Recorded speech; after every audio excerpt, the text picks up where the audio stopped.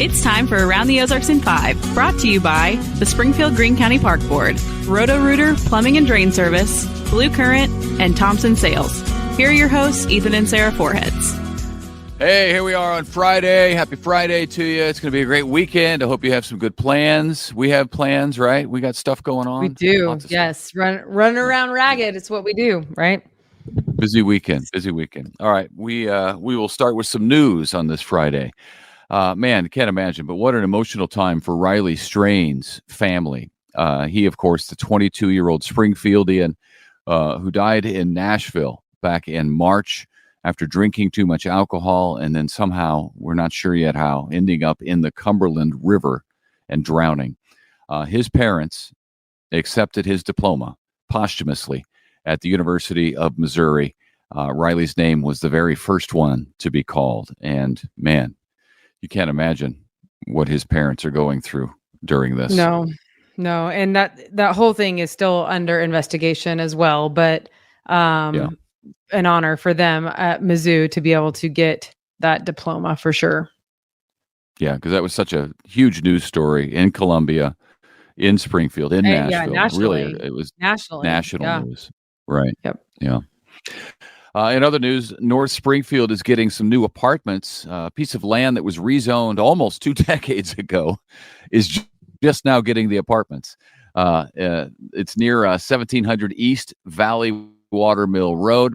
Triple S Properties has received the green light to move forward with their submitted final development plan for the apartment building. 3-story apartments consisting of about 72 units, but it's been almost 20 years in the making. Yes, and a surprise to neighbors because they didn't see that coming, because it's so old that it was approved or rezoned, right. So yeah. All right, now to this, it is almost deja vu because you remember this story before. One lane of westbound Highway 60 near the 65 interchange is shut down to make repairs after a sinkhole. A different sinkhole, another sinkhole. This time a different lane is closed and it is a damaged pipe under the road apparently that needs to be fixed. The far left passing lane of westbound 60 between the 65 interchange and Glenstone is closed for repairs. The highway department is also blocking off the eastbound shoulder along with the median as that work is being done. It could be a few more weeks before they reopen. They were working on it at least yesterday evening. I don't know. I assume they're back out there this morning as well. Well, I'm sure they're trying to do it as quickly as possible because it's a highly traveled road. But it did take a while the last time they were working on it. They kept digging out the sinkhole and had to add more rock and because you want to fix it right whenever you're going to fix it. Right. Whew. Isn't that crazy? Because you drive over that every single day and then whoosh, the road just gives way underneath you, nobody was hurt, by the way. So there's that. Meanwhile, a bridge over I-44 near Halltown, west of Springfield, is closed. MoDOT is replacing it on Route PP right there by Hood's truck stop. This weekend, beware on I-44. Crews will detour traffic on 44 at the bridge to demolish it.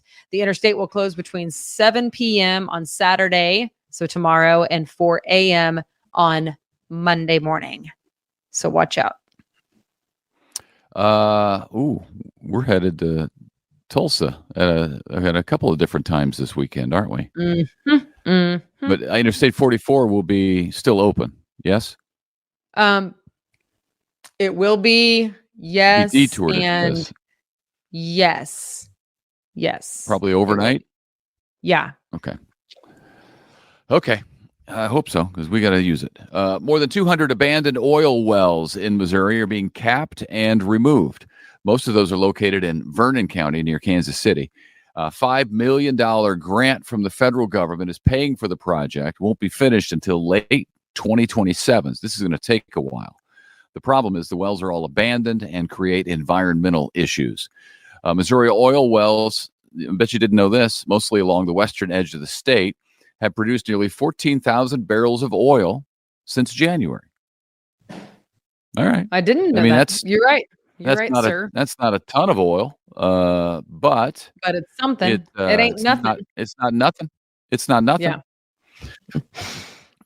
Meanwhile, an anonymous donor is matching up to $100,000 in donations to Drury University. The school is working out on its $50 million Fortify the Future campaign right now. At this point, Drury has already raised about $40 million of that goal. The O'Reilly and Wooten families have already pledged $1.5 million in matching funds to that campaign. So I would say 40 out of 50 million collected. They're doing pretty well. Yeah, no doubt. Good for them. Springfield's second crumble cookie store will open next week. It is located off Independence in front of the Walmart there near Highway 60. The grand opening is set for 1 week from today, May 24th. This is the second location in Springfield. Apparently, the first one must be doing fine on North Glenstone there at Kearney. That one opened back in March, and they're opening a second one. So I feel like that's a good sign, right? They are good cookies. We used to get them occasionally when we'd go up to Kansas City because that's when they had them. Now Springfield has them, which is also nice. They're big, though. Man, they're big. Kansas City Chiefs schedule for the year. And eat them like you can just get like a piece. Someone brought some to work and they cut it up like a piece of pizza with like 8 little slices, and it was the perfect bite-sized dessert. Because somebody brought them to my work, and I took a whole cookie, but it was like this. I think it was like a carrot cake. I think, but it was like a double-decker cookie that you then brought home. Yeah, I ate yes, that was huge, wasn't it? Yeah, that was me. Well, I don't doubt it was that. Good. It was very good, but it was massive. Tasty. When I got it, and then I started eating it, I was like, I can eat like 2 bites of this because it was a cookie and then icing and then another cookie. So you basically got 2 cookies and double the icing for the price of one. Because all I did was grab it out of the box. But yeah, I couldn't finish it. So all right, Kansas City Chiefs schedule for this year is now out. It includes 2 games that'll be on streaming services. So prepare now. Get ready for that. They're pretty popular streaming services, though. November 29th at Arrowhead against the Las Vegas Raiders, which is still weird to say. That will be on Prime Video. So if you have Amazon Prime, you have this. And Christmas Day at Pittsburgh will be on Netflix, which I think is probably the if you have Prime, you don't get it for the shows, but you have Amazon Prime. I was prepared to that. All other games will be on CBS, NBC, Fox, or ESPN. And tickets for individual games are now on sale. Yeah. And I mean, hey, Netflix Chiefs fans and already know Prime are better than Peacock. Correct. Yeah. I mean, more people have it. Paramount or something. More people have. Yes. I think so. Yes. This is too bad the team is awful, but this is a neat idea, and I like it. I might watch this game because longtime play-by-play announcer Joe Buck will come back to the broadcast booth for baseball and announce the Cardinals game with broadcaster Chip Carey for the St. Louis game against the Cubs. That will be on Bally Sports Midwest on May 24th. That is cool because I used to listen to both of their fathers when I was growing up. Joe's father, Jack Buck, was a longtime broadcaster for the Cardinals. And Harry Carey, of course, was a Cubs broadcaster. But before he was a Cubs broadcaster, he was a Cardinals broadcaster. And those two worked together. So Joe's dad and Chip's grandfather worked together. And now Joe and Chip will broadcast together. Let's see. Jack and Harry were in the Cardinals booth for 14 years together, from 1954 to 68. That was before my time. Excuse me, sir. Is it possible that I was Harry Carey for a skit in college? I do believe it was a broadcasting skit. Did he have like a really, really like just if I can't do the accent now. Big black glasses, and he goes, "Hey, that's welcome." That was who I was. It's the Chicago Cubs in college, and it was hilarious because I had to watch clips of him to like get it down, and I got it down. I just remember what What probably happened is that you watched clips of Will Ferrell doing Harry Carey, and that's what you were doing. You were doing the impression of Harry Carey. It's all coming back. It's all coming back to me now. Yeah. That's it. Because Harry now, Carey. I mean, Babe, if somebody's going to do... What are you talking about? I know exactly who he is. If somebody's going to do an impression of George H.W. Bush, it's not got that 1,000 points of light, and it's the Dana Carvey version of that. So you're doing an impression of Dana Carvey doing an impression of George H.W. Bush. Yeah, that's how that works now. Okay. But Will Ferrell doing Harry Carey is the best. Anyway, I don't know if you told the good folks of the Ozarks. That's happening on May 24th. So if you want to see that, May 24th, right? Joe Buck alongside Chip Carey, right? Did you say that? Yep. Did you say that part? Yes. Okay. All right. This weekend is the one and only Sucker Days happening in Nixa, and it celebrates the sucker fish. Although it's not much of a celebration, I guess, for the fish because they get eaten, but it is a celebration for the people. It goes from today through Sunday. It features lots of sucker fish, as well as live music, arts and crafts, rides, a pie eating contest, a parade, and much more. All happening in downtown Nixa this weekend. Also, it is Nixie's claim to fame. It is. I have seen billboards. My dog is chewing on a toy. No, sorry. Okay. Also, today and tomorrow, it is the annual auto swap meet. I've been to an auto swap meet or two in my lifetime. This one is at the Ozark Empire Fairgrounds. There will be project vehicles and then fancy new cars that are all the way done and finished, and everything in between. So if you want to go to the swap meet, it is free to attend. It'll cost you $5 to park. And it is, again, Friday and Saturday, today and tomorrow, from 8 to 4. Okay. Sounds like a good time. Have you been to a swap meet? I have not been to a swap meet. Yeah. I've been to 500 swap meets as a child. Do you just go, what do you do? Walk around and look at cars? With my dad. Oh, yeah. My dad could tell you everything about every car on the planet, and we would walk around and look at cars. And you don't touch cars, by the way. Just in case you think I do know that. You do not. Yeah, you can't do that. I can't do that. They will cut off your hand. All right. Tomorrow is Bark in the Park. You can spend the day with your beloved canine in Phelps Grove Park in Springfield. There is a group dog walk, assuming your dog likes groups. There's music concessions, activities. Admission is free. It's from 10 to 2 tomorrow. T-shirts are available to raise money for the Cruise Dog Park. And all of that is sponsored by our friends at the Springfield Greene County Park Board and the Citizens Dog Park Committee. They're great sponsors. The Park Board is great sponsors of Around the Ozarks, as is Roto-Rooter, Blue Current, and Thompson Sales. We are grateful. So make sure you stop and shop at all those sponsors and support them one way or the other. Yeah, in fact, the Thompson Sales, yes, please. I need a new car. My minivan is rolling over about 250,000 miles. But Blue Current, we ran by we drove, you and I, remember we drove by their new headquarters recently. Do you remember this? Yes. And I said, look, there's Blue Current. Yeah. On South National, right? Yeah, it was a big office building. Yeah, it was very nice. Yeah, super nice. Yep. So there you go. Thanks to our sponsors. And that's the Springfield Greene County Park Board putting on that dog walk, the group dog walk. That's hilarious. One of our dogs would love it. And our other dog would be like, no, I will not. Nala just goes with the flow. And Killy is kind of a snob with other dogs. Yeah, she is. I don't know what it is. Yeah. She gets her nose up in the air. She thinks she's too cool for school. Anyway. That's true. All right. Well, we hope you have a fine weekend and enjoy it. Make it last as long as possible. If you don't have plans tomorrow, Saturday, I will be at Fordland Free Will Baptist Church at a women's conference. That's going to be a good time. Come along. Just show up. So, all right. That's it. Good. Okay. We'll see you on bright and early on Monday. Have a good weekend. All right. Bye.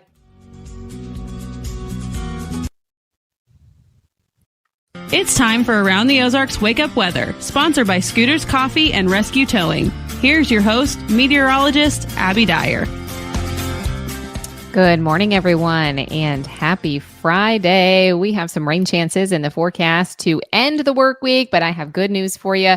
We have some dry time in the forecast for the weekend, so we will be able to enjoy some sunshine this weekend and also some very toasty temperatures. Today, we are starting out in the low 60s, but I have us warming this afternoon into the middle 70s. So it should end up being pretty comfortable temperature-wise. I have some isolated rain still in the forecast today, a little bit of shower activity out there on the radar this morning, and a few thunderstorms are still possible this afternoon.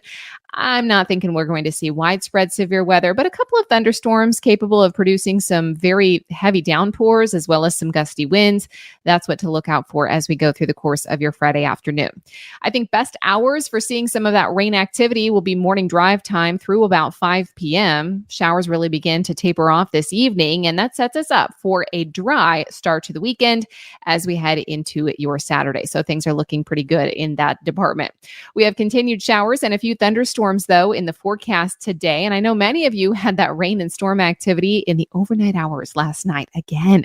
Today, the real focus of heavy thunderstorm activity and the severe weather, it's going to be down along the Gulf Coast from Louisiana back through Mississippi and Alabama. That's where severe weather is expected today.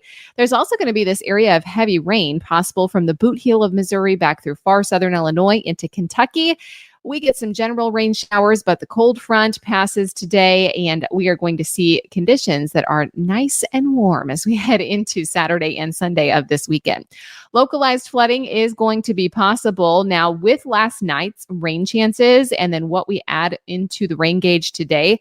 There could still be some places that see 3/4 of an inch of additional rainfall. It's been such a soggy pattern, but this is very isolated in nature. So I'm not thinking widespread flooding, no widespread watch or anything like that. But I think mainly areas south of I-44 that get the heavier rain today, 1 inch to 1.25 inches. There will be a risk for some localized flooding in the area. That's going to happen through the afternoon and through tonight too. Then we turn our attention to a much warmer pattern that's going to take place for us here in the Ozarks. We get this ridge of high pressure to move in as we head into the weekend. It dries us out. It allows that south wind to return, and temperatures into the weekend will be above average. And by the time we get to Monday of next week, we could be talking about some record-setting heat with near 90 degrees possible for the start of next week. So today's 74 looks pretty good in comparison. Tomorrow, I think we're in the low 80s, 82 for the high temperature forecast on Saturday. Outdoor plans this weekend, they are a go. We are dry Saturday and Sunday. I have high temperature of 82 on Saturday. By Sunday, we may be closer to 86, 87 degrees. It's going to start to get hot in the forecast on Sunday. So Saturday, probably the better choice if you are heat sensitive. By Monday, it's just downright hot in the Ozarks with high temperatures flirting with that 90-degree point. We stay dry on Monday, but I've got my eyes on Tuesday of next week, particularly Tuesday evening. That's when I think some stronger storms could build back into the Ozarks, and we may have to start thinking about severe weather again. Around the country, severe storms are happening today. I mentioned those. Flash flooding expected down in portions of East Texas all the way into the Gulf. That's the storm system that I told you about in Louisiana, Mississippi, and Alabama. Hazardous heat is also making a headline for the weekend for portions of South Florida and South Texas this week. Hazardous heat index values well over the triple-digit mark, which is not totally unheard of in the month of May for those locations, but still, it's pretty hot, and temperatures, we're being reminded of what summertime can often feel like in South Florida and in South Texas. So those folks will be sweating it out as we get closer to the weekend forecast. It's time for the Friday Around the Ozarks Wake Up Weather Brain Twister trivia question. Here's the trivia question that I left you with yesterday. What is the name of the pet dinosaur on the TV cartoon The Flintstones? The options that I gave were A, Arlo, B, Dino, C, Fred, or D, Daniel. The answer is B. It's Dino. You know, easy to remember.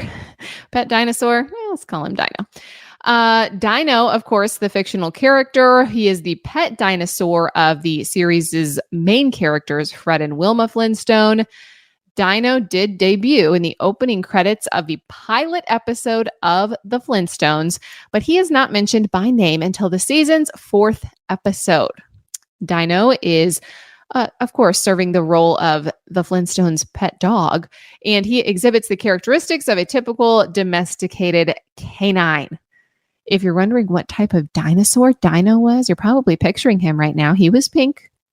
He had a collar, and he was pink.